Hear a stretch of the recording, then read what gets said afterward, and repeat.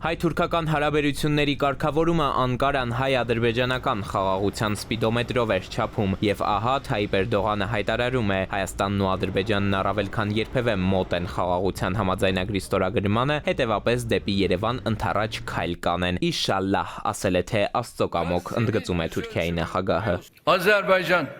Ադրբեջանի հետ մեր երկխոսության մեջ մենք նաև հետապնդում ենք Հայաստանի հետ հարաբերությունները կարգավորելու գործընթացը։ Եկող տարվա սկզբից սկսած մենք որոշ խորհրդանշական քայլեր կձեռնարկենք։ Ինչ ասել է խորհրդանշական քայլ, ինչ է ասում Էրդողանը, մասնագետի համոզմամբ թուրքական սիմվոլիկան այս հարցում կարող է լինել օրինակ Հայաստան-Թուրքիա սահմանի բացումը, բայց ոչ թե նույն երկու պետությունների, այլ երրորդ երկրների քաղաքացիների համար։ Մի բան, ինչի շուրջ վաղուց պայմանավորվածություն են ձեռք բերել բանագնացներ Ռուբինյանն ու Քլեչը, եւ չնայած Երևանի առերևույթ պատրաստակամությանը, գործընթացը փակուղի գնաց հենց Անկարայի ուղղորդմամբ, գնաց ու տևական ժամանակ ուղեփակոցներից այն կողմ մնաց։ Դա պայմանավորվել էին 2022 թվականին դեռ, բայց ինչպես տեսնում ենք, ձգվեց եւ Թուրքիան անգամ այդ փոքր քայլը, որը մեծ հաշվով հայ-թուրքական սահմանի բացում չի նշանակում, իր ձեռքում ոնց որ շարունակում էր օգտագործել որպես ինչ-որ մի լծակ, միջոց, եւ այս պահին դա որպես խորհրդանշական քայլ կներկայացվի նրանց կողմից։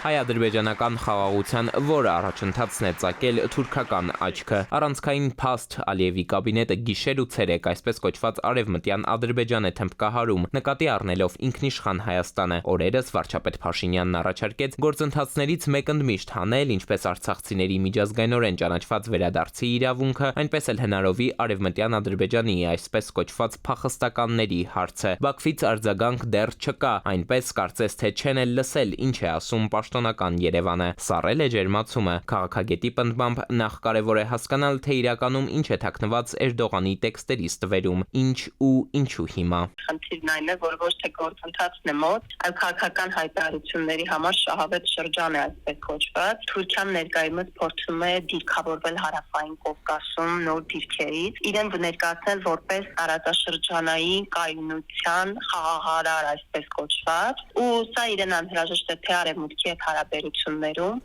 թե մեր տարածաշրջանում իրատեսությունը լեգիտիմացնելու համար։ Հնդածս իդեպ հետաքրքրական զուգադիպությամբ հեղինակավոր The Economist պարբերականը գրում է, թե եկող տարի 2026-ին ամենայն հավանականությամբ կթեժանան 7 հակամարտություններ, այդ թվում հայ-ադրբեջանականը։ Անընդհատ Ադրբեջանի ռազմական ագրեսիայի գլխավոր նախադրյալը այնուամենայնիվ մնում է իմ կարծիքով իր ռազմական շատ ուժեղ այս բալանսի փոփոխությունը, որ ինքը շարունակում է իր անվտանգային զինանոցի ուժեղացումը։ Իրենց կողմից ուժի լեզու շարունակում է աշխատել այնուամենայնիվ ուժի դիրքերից են, բանակցում ուժի դիրքերից են խոսում։ Եվ ուրեմն դարձյալ հարցը հայ-ադրբեջանական խաղաղության այդ որ առաջընթացն է ծագել թուրքական աչքը։ Խաղաղության հարաբերությունների կարգավորման շրջանակում Թուրքիայի նպատակները անկեղծ են։ Ես կարծում եմ ոչ։ Էդուարդ Պողոսյան, ժամը լրատվական։